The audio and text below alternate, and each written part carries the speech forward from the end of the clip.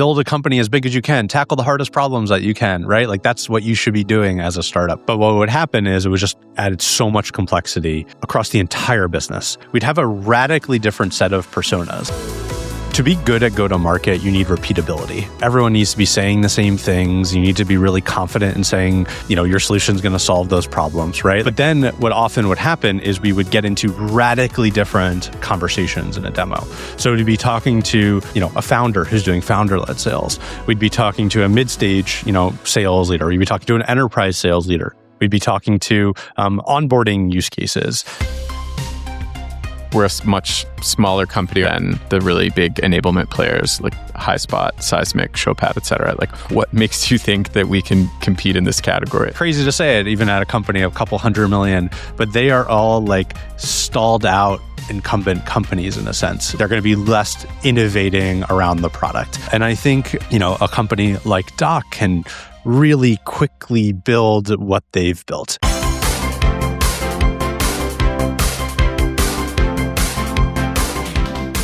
What's up, everybody? Excited to be doing another episode of Grow and Tell. It's been a while. We took all last year off, and so spent a lot of time on product and positioning the company to AI, which we're going to get into. But yeah, we're going to try and do something a little different with the show. We're still going to be doing interviews. So we're going to be interviewing some enablement leaders, sales leaders, marketing, all the go-to-market folks.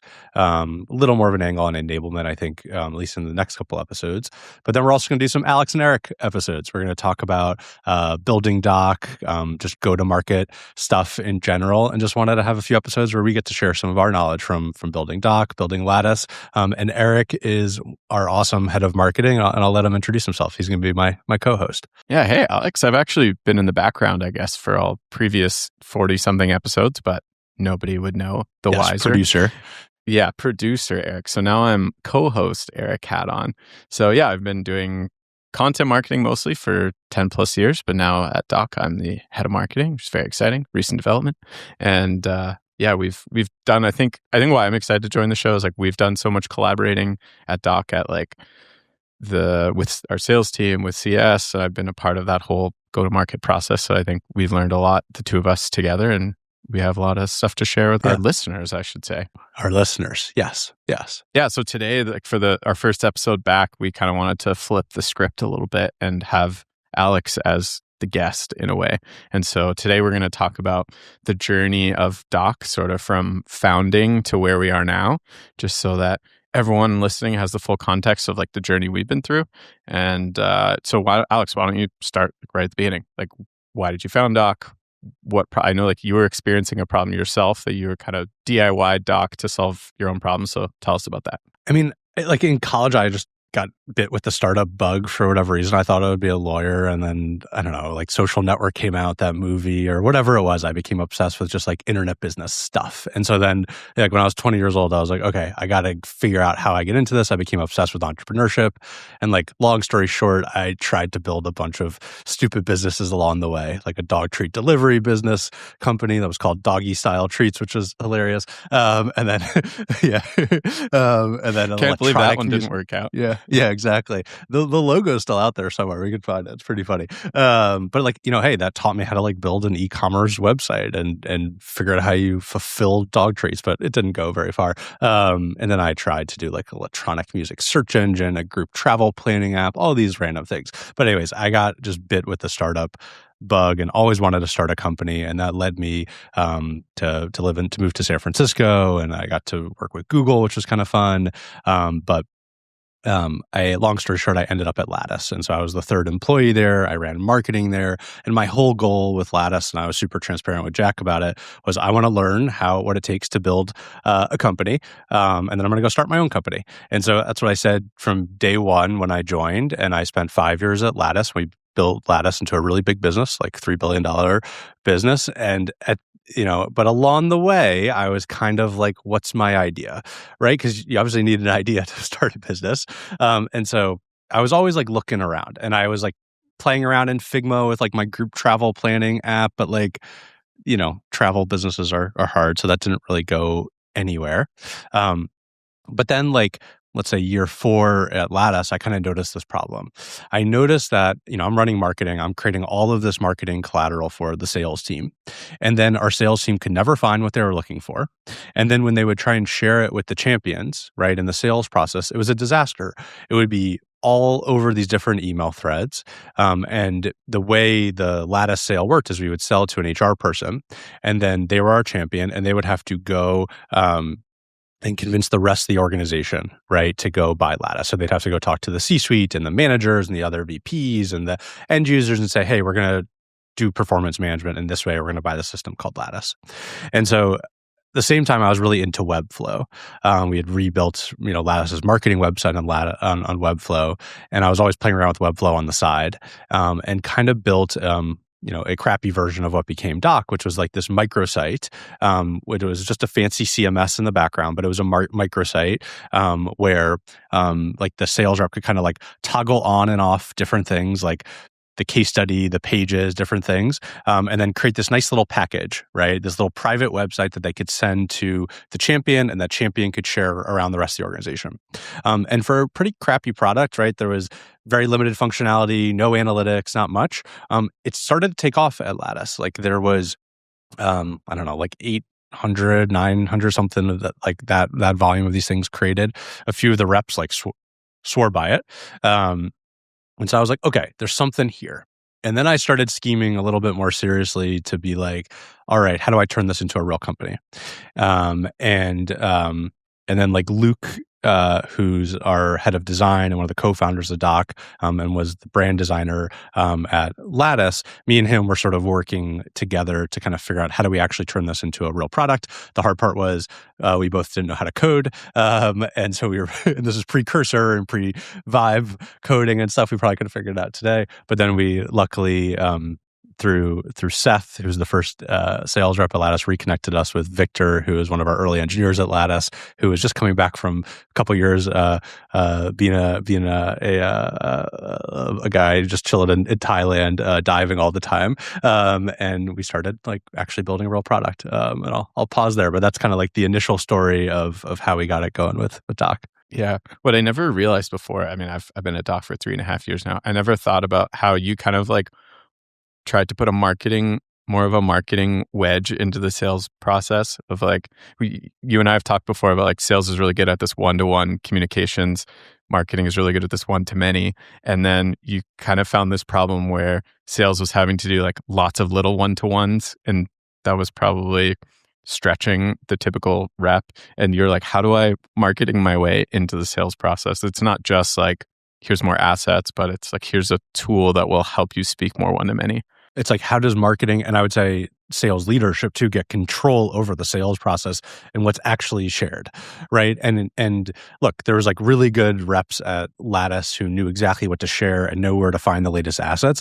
But the problem is, as you scale a company, it's chaotic, right? I mean, Lattice I was the third person there, and we were like 600 people by the time I joined, like left, and like it was chaos. And there's a bunch more junior people, and like they don't know where to find things, they don't know what to share, different things, and so being able to kind of control what they're doing in the sales process became like a pretty big insight that drove, like that initial product. Yeah, absolutely. Okay, so first year, who were your customers? How did you get started? What did that look like? Okay, so first year, I eventually quit Lattice, right? And Victor was kind of had started to build on the side, and good software takes a long time to build, which is what I'm still learning at Doc. But we basically, the timeline was I quit Lattice on April 1st of 2022. I can fact check you. Yeah, you can fact check. Yeah, the time is hard these days. But yeah, I think it was 21. And so I quit in April 1st, 2021. Victor had kind of already started building, and we were slowly building and ramped it up right after I had quit. And then in July, we kind of had our first set of users. So we built like a really crappy V1 that people could actually start to use. But hey, like you could log into a product. There was basic analytics. It was a really like sort of thin deal room, although I don't even know if we called it deal rooms at the time. Like I did not think of this thing as a sales deal room, which is what the market has become. But we basically launched our first version in July. There were some initial customers like Lattice. I was able to. I planted this funny, like Lattice had a pretty intense security guy. Shout out Frank, who's awesome, and he basically realized like, hey, the Webflow thing I built at Lattice was so insecure, or like, like it needed more. So like selling Doc in and saying, hey, we could replace that with something that like was a real product was an easy sell to them. And I wanted to give it for free until they were like, hey, no, we need to pay you for this, which is cool. So yeah, anyways, launched initial product in July. We had a couple random customers. I was mostly posting on LinkedIn or messaging people. And the first year really looked like, okay, let's just like get feedback, right? Like I would get people to use this product and our editor like barely worked. Like every couple clicks you would click to try and build one of these workspaces, you'd get like a little error message, but you'd have to find the right combination of clicks to get it to actually work. And I'd be like, Victor, like, will this ever be solved? Like, he's like, yes, it will. But like trying to build a Notion style editor is actually really, really hard. Like you see Word documents, you see Google Docs, you're like, oh, this is easy. Everyone has it. But it turns out Microsoft Word and Google have thousands of engineers making that a perfect experience. And so that was really frustrating. But the first year was really just like, playing around on the product myself, trying to build these workspaces for people, and trying to fix all the little bugs. And we had, a decent amount of users. And I think one thing that I can't tell, Doc has worked out, so I guess it wasn't a giant mistake, but we did like have people in the product really early. Like we got people in there super, super early and started getting real feedback. And I think oftentimes people think of feedback as like very high level, like what feature should I build? What should I do with my product? But oftentimes feedback is just like, hey, when I click enter 3 times, it breaks the product. Like you need that type of feedback to kind of tighten up software.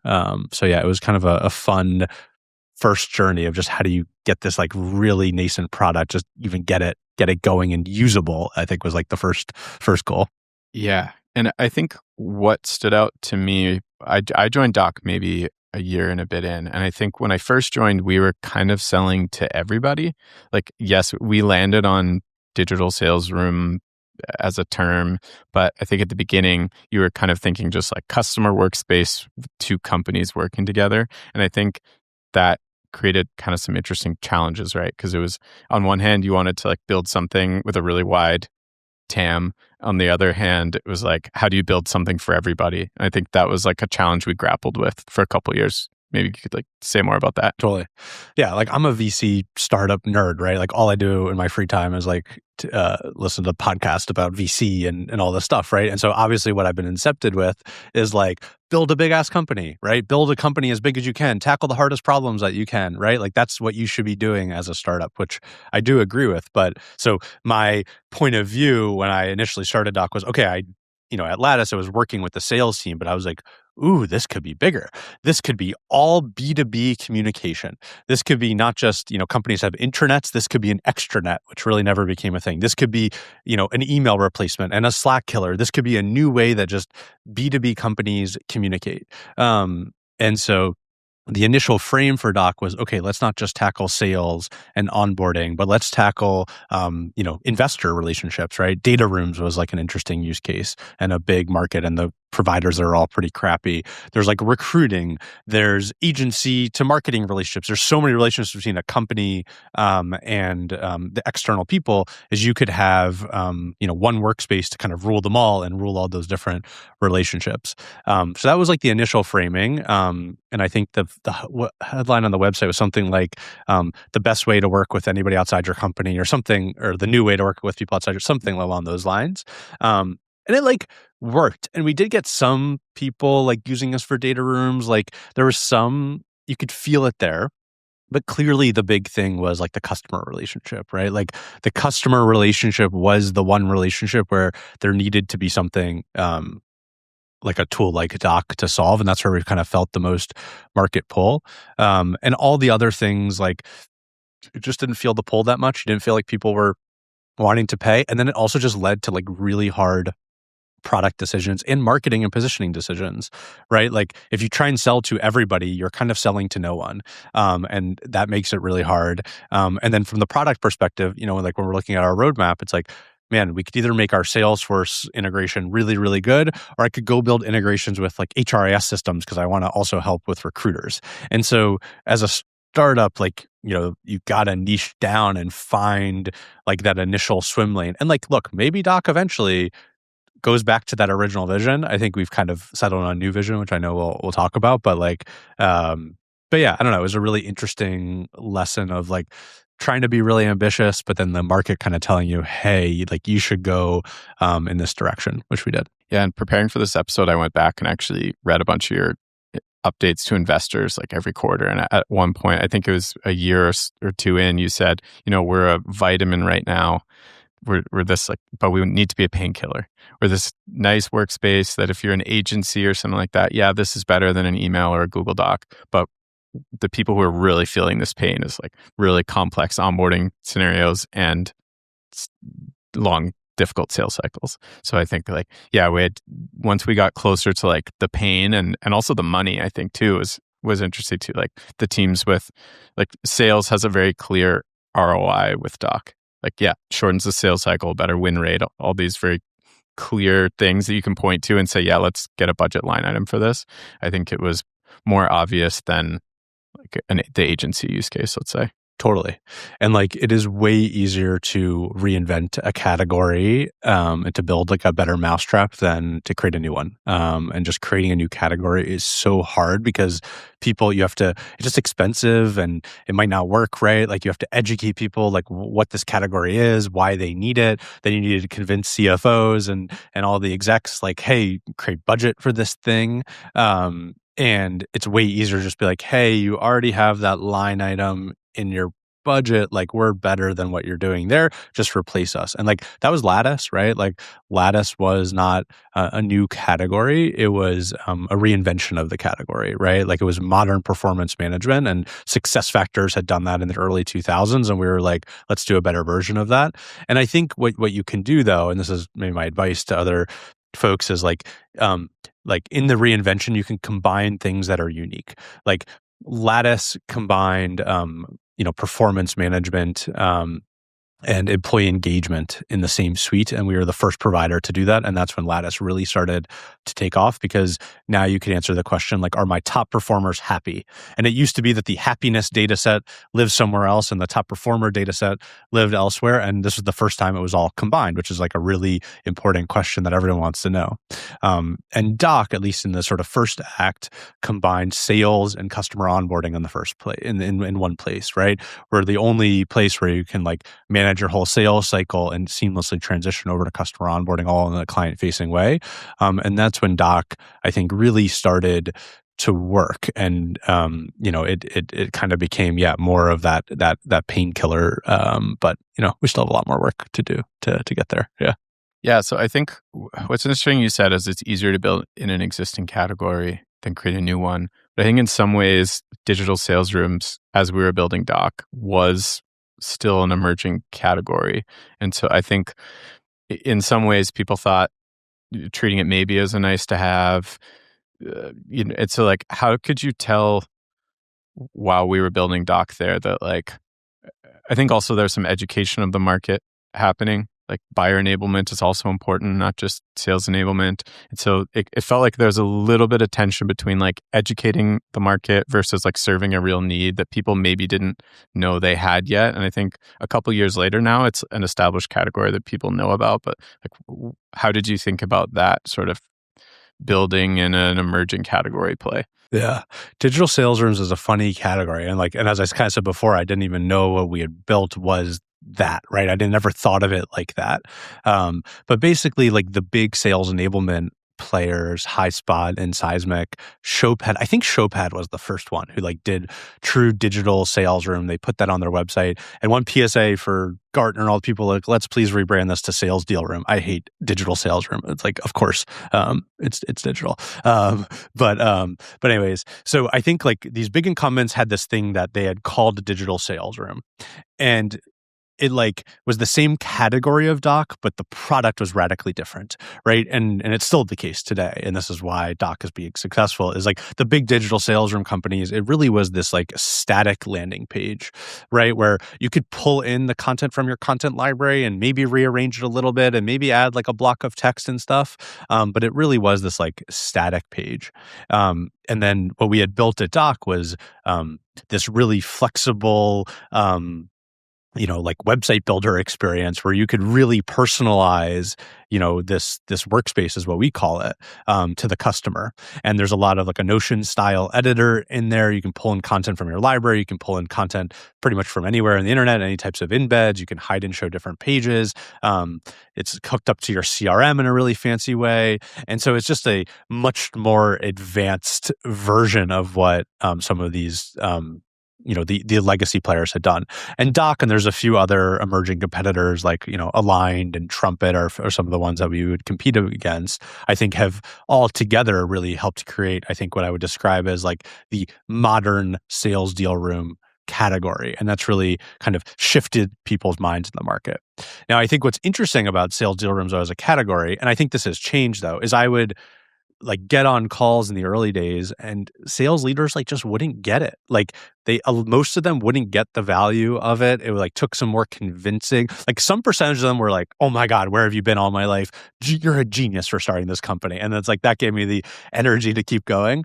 But like a bunch of them, are kind of just like, I don't get it. Like, why can't I just do other ways to do it? Like, actually the biggest objection is, will the client ever click on the link?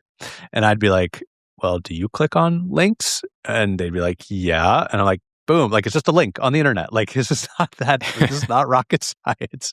But I think that tone has really shifted. Now people, I think, believe in deal rooms more. They see the value of it. There's more proof points of it working in the market. But it's still an aspirational way to do sales. Like, is sales deal rooms a requirement? Like to closing a big deal? No. Like you could do the old school way. Is it definitively a better way to do sales? Yes. Like we have enough data at this point to say it's better. And look, it's not going to be a silver bullet, but it's another tool in your toolkit. It's another channel that you can use to sell into your customer base, get more, data about your sales cycle. And maybe not every client's going to click on it and use it in the same way, but a large percentage of them will, and a large percentage of them will love it. And I think that's what has somewhat created this big market and hype around, the sales deal room or digital sales room category. That was an amazing pitch for sales rooms. And as we say that, we made the decision to reposition away from just like we're a digital sales room tool. I mean, it's still part of our product category, but now we've moved up market in a way to tackling the whole revenue enablement platform space. And so can you walk through like how you came to that decision? What did you notice was happening with customers, things like that? The market really positioned Doc as like a point solution, right? And so we were just like this sales deal room, and our sales cycles were sort of split, right? Like we were competing against other deal room point solutions. And then there was oftentimes like these big enablement category players that we were going up against, like Seismic and Highspot and Showpad and those big players. And more our customers were asking us for not just deal rooms, but content management was like another big place to play. And then, today it's also like learning management side of things. And so we sort of realized, okay, there's a lot of customer demand to go beyond just like a point solution that's a deal room. Even though we thought of it as a much bigger category, I think the market put us in that bucket. And we said, okay, we need to build a much broader enablement platform. And it goes back to reinventing the category, right? It goes back to how can we, we realized a bunch of people had a big line item in their budget for enablement platform, and Highspot and Seismic haven't shipped a lot of new functionality, in a few years. And so how can we like reinvent that category by being a deal room first solution, an AI first solution? And I think we're starting to do that, and we're going to launch an LMS in a couple months. And I think that'll kind of be like the final piece of the puzzle of building out the product surface area that we need to really compete against those guys. And I think we also just like realized our biggest and easiest customers often had an enablement person involved. Like when we analyzed our customer base, The people who paid us the most and who had the least, like, were the most happy with Doc, really had an enablement person. Because I think what we realized was if you sell to just salespeople, they are distracted. They are actually, salespeople are not good at like getting work done for the most part. They are good at selling deals, but they are not good at implementing software. They're not good at setting up a template. Some of them are. Like, you find your sales ninja at the company who will do stuff like that. But it's really hard to find, and you really need that enablement doer. And so both like the market telling us, our own customer feedback, our own data was like, okay, let's stop trying to be this new special snowflake and let's go build like a proper enablement platform, because we're really close. And if we just add a couple things, it's going to be a really exciting time. Yeah, so that's an interesting choice, because how do you know, say we're the best sales room in the market, how do you know when you're getting into enablement that you're not losing your wedge there, that you're like diluting too much, or like with your sort of product manager hat on, how are you thinking about that? Yeah, it's an interesting balance, I would say. Like, when we think about the roadmap, we're not just like, hey, not supporting deal room anymore, not investing over there. Like, it's still our unique differentiator. So we still invest like resources and engineers into building out the deal room and the functionality and making it better. We just have a couple other engineers now working on, the other parts. So we try and kind of, I guess, find the balance there as I think about kind of the product planning and the roadmap side of things. I don't know. That's kind of how I think about it. Before we talk more about like the revenue enablement category, I think kind of two interesting things happened with our sales process too that changed over the last couple of years. So one was like counterintuitively, kind of when we moved up market and became like an enablement platform, it actually helped narrow our ICP, because now, like you said, it's just enablement leaders. And I think that relieved a lot of pressure on the sales team, right? Because before we had all these, someone would come in and be like, I want this customer onboarding platform you have. And you kind of have to put on your like, oh yeah, okay, I'm selling an onboarding platform hat. Can you walk through what that change meant for the sales team? Totally. Like, to be good at go-to-market, you need repeatability, right? Like, everyone needs to be saying the same things. You need to be really confident in saying, your solution is going to solve those problems, right? Like, I think of building a startup often like a video game where I'm building different features, right? And then I'm talking to someone, who I'm demoing, and then like I'm just trying to like fill in all the gaps of the product that they're going to bring up with me. And then like Doc has gotten way better over time of saying, like, we used to not have any permissions in the deal room, but then we built that and then we solved that problem. And like, it's this constant game of iterating based off feedback and like trying to make it so there's no reason for somebody to say no on a call, right? From like a feature perspective. That's my product hat on, right? But then what often would happen is we would get into radically different conversations in a demo. So to be talking to, a founder who's doing founder-led sales. We'd be talking to a mid-stage, sales leader. We'd be talking to an enterprise sales leader. We'd be talking to onboarding use cases. We'd be talking to an agency who wants to use Doc in a certain way. We'd be talking to people who wanted to use content management, or we'd be talking to an enablement person. So we'd have a radically different set of personas. And what that meant was that our sales team had to know completely different competitor sets, right? Each one of those categories, like people would come to us from like a sales deal room perspective, an onboarding perspective, an enablement perspective. And we're mostly inbound marketing driven. So people sort of did their own research, came to their own conclusions about Doc and said, you're an onboarding tool. Like, let's go talk about that. And we were a pretty good onboarding tool. Like, we have a bunch of onboarding customers. But what would happen is it was just added so much complexity across the entire business. So sales is having to manage different competitors and understand how you pitch, against Rocket Lane or Arrows or whoever the competitors. You'd have to learn how we pitch against Seismic and Highspot. And then, that complexity flew through the entire business. So it meant that we had to, service customers in different ways, and we had to build the product in different ways. And the product team gets pulled in a lot of different directions that are like, do we build enablement stuff, or do we build more professional services, things like timesheets and reporting, right, around that, and resource management, excuse me. And, it has made the decision, like, this focus has made, like, the whole company feel easier, because now it's like, hey, the sales team can sell in sort of one way, and or marketing's attracting one type of person, sales is selling one type of, deal.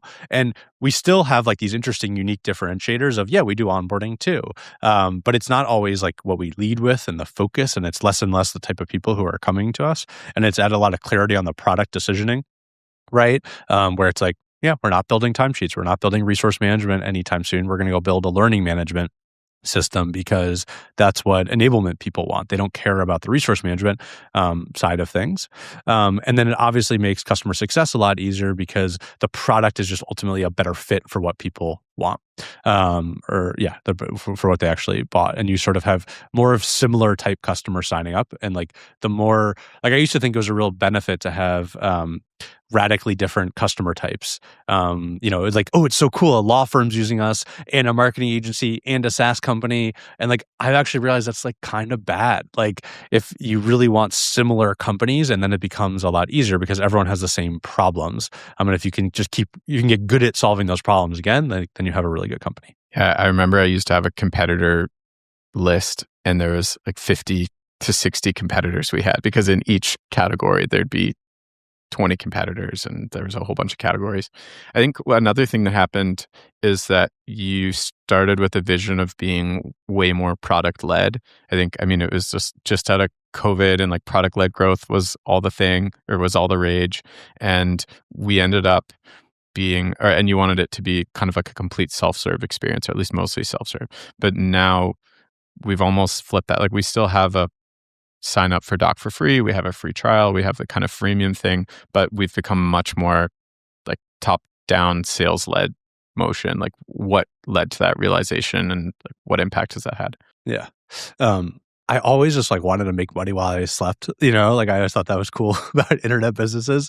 And so I was like, okay, when I build my company, I don't want to have to build a big sales team. A big sales team is expensive, and it actually slows your growth in some ways because, you can only grow at sort of at the clip of quota and how many sales reps. Like at Lattice, so many board meetings were like, let's hire more, like we want to grow faster, hire more sales reps. And that always somewhat frustrated me as a marketer. It's like, can't we just open up the floodgates and like not have that limiting factor on the business? So that was my first, iteration of Doc, was like, let's do that, right? And so we put a lot of emphasis on product-led growth, which, made it more challenging too, because the first impression of the product was like somebody using a half thought out, half built product, right? And so you'd lose a lot of people that way.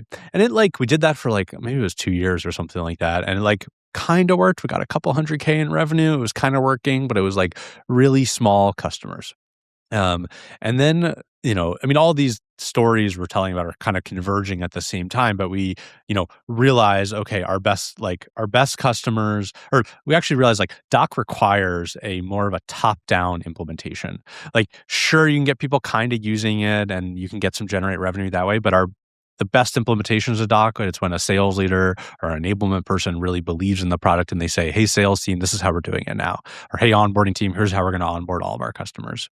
And so with that insight, we made a few hires. We hired like Joey to lead sales and Maddie to lead CS. And we really started to move in more of like a sales-led functionality, method, where like we still are PLG. Like you can sign up through Doc, you can actually buy Doc without ever talking to us. But we don't view our moneymaker as PLG. We view it more as like lead generation. And so it's just a way for people to come in, start to play around with the product. But the way we make money is through a real sales-led process where our sales team will reach out to you or you reach out to us. And then it goes into a proper like demo, right? And we're going to demo your team and qualify you and run you and like hold your hand throughout that process. And the cool thing is you can actually use the product as you're doing it. It's been a great like shift. And I think it's a really nice like balance, this kind of hybrid. Because we generate some revenue without people ever talking to us, which is cool. But it just makes the sales process easier. Like we just closed, I guess I can't say the name, but like one of the hottest AI companies out there as one of our customers. Didn't even realize that they were a customer at first, to be honest, because they were just signed up on our standard plan. They built out like an awesome deal room, which was like fantastic. And then we were like, oh wait, that's that company. We should reach out to them. And now it's like, a giant deal for us. And like like, and I was actually just talking to Maddie who runs CS, and she's like, yeah, easiest implementation ever so far because they've already built it all. And so then we found this really nice balance of like PLG kind of at the top of the funnel, but then the way we really get the big, big revenue and really make your money looks more sales led. So that's kind of what we've evolved to right now. Yeah, and you touched on this a bit too, but I think we get to model how to use the product in our sales process. So like, yeah, you're getting like a demo of Doc, but you're also getting this meta demo of watching our sales reps use it. You get the experience of being tagged in the workspace. So there's this sort of like accidental benefit of us of having a sales process too, and that you kind of get the best practices of using it modeled back to you.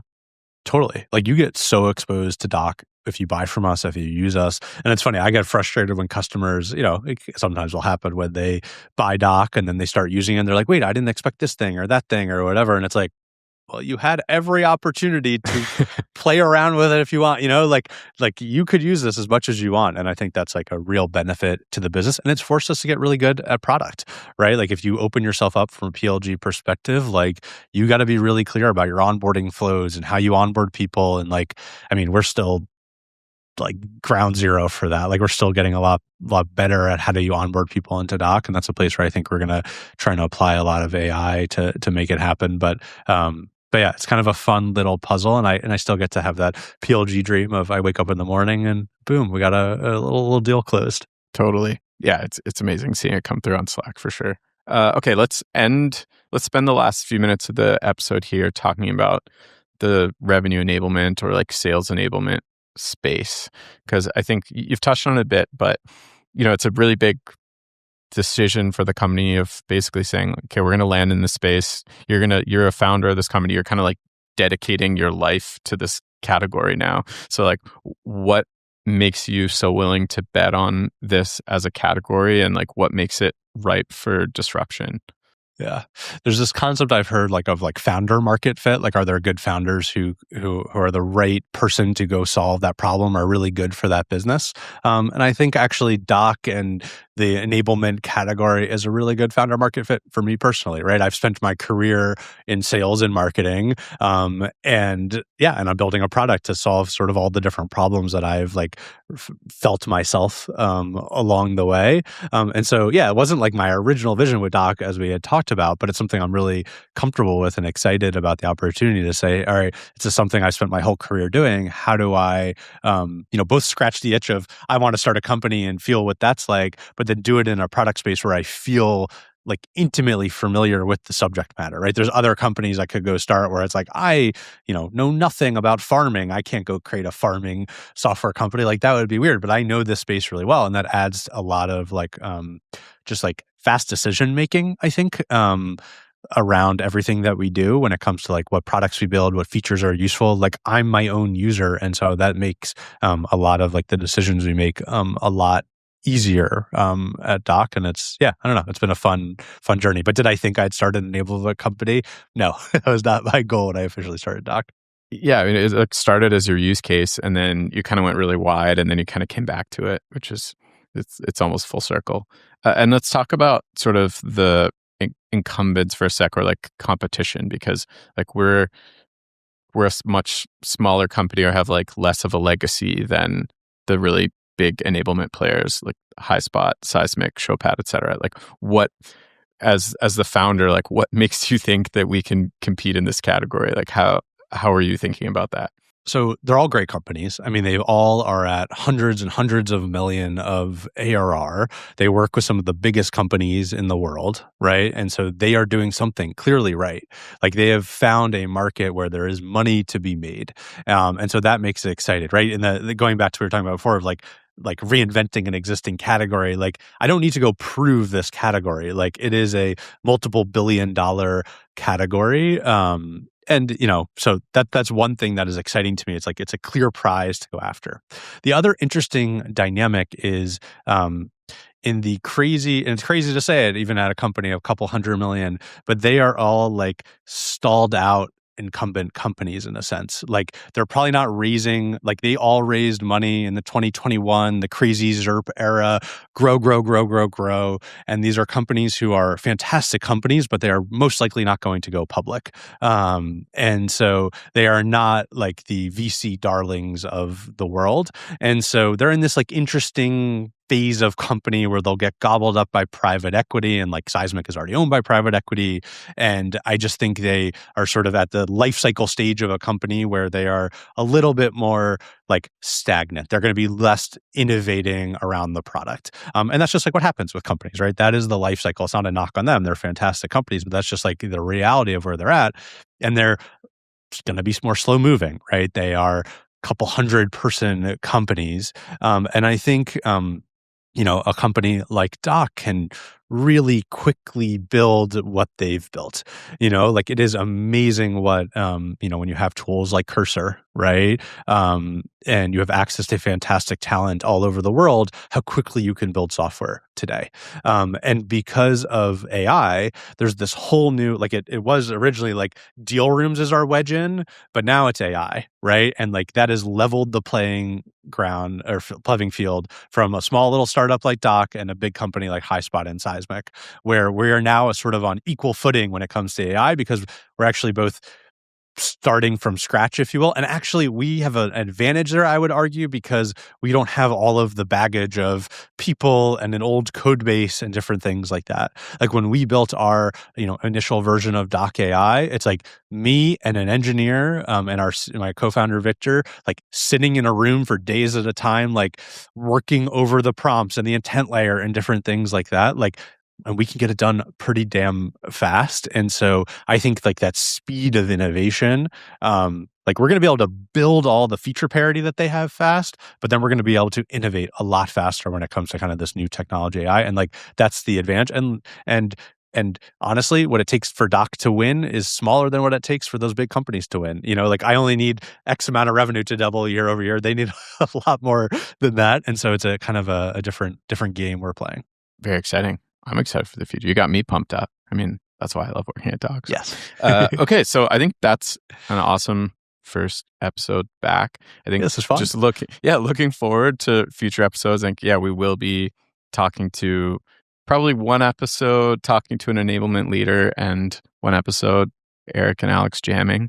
Looking really forward to that. Like, I guess, what's your pitch for people to listen to the rest of the episodes? I think you are going to just learn about what it feels like to build a company. I think that's the goal. I think it's fun to kind of follow along. If you're a startup founder or employee at a startup who just likes like what it's like to build a company, I think you'll learn a little bit about that just as we're talking about it. And then me and Eric are pretty good at marketing and go to market. And so we're gonna like this episode definitely was like very Doc centric, and not every episode is going to be like that. Like we want to talk about like how do you do SEO, right? Like really like tactical or SEO in the age of AI, right? How we're going to do really tactical episodes around growth, and different things like that. And we'll try and weave in stories both from, our own experience, but what we're seeing in the market. And it should be fun. And we're going to try and record one of these like every 2 weeks, I think is the goal, is an Alex Eric episode, and then weave in a few interviews along the way. And we're going to see where it goes. And, I don't know. It's a fun experiment on our side. I mean, we're doing this because we need, just very transparently, and this is even a growth lesson here, is like doing episodes like this feed our whole content engine, right? Like when we film an episode, we get clips, and it helps, us write content that we put in our blog and different things, and write LinkedIn posts. And so it's really easy to kind of jump on a call and podcast and shoot the shit for an hour or so. And it helps to kind of fulfill our whole content flywheel. So and hopefully you learned something on the way. Sounds like a great future episode featuring your head of marketing. Yeah. And so if you listen to this episode on audio, go to YouTube and subscribe to Grow and Tell. I think it's just Grow and Tell, the handle. And then if you're watching on YouTube, go to Spotify, Apple, wherever you listen to podcasts, subscribe to us. You can also we have a newsletter version of the show. You can go to growandtellshow.com, and that should take you to the sign up for our newsletter, where you get like a nice little summary, lessons from the episode, guest bio, all that stuff. So thanks for listening to our first episode back, and we're really excited to be back next week with another one. Thanks, everybody. This was fun, Eric.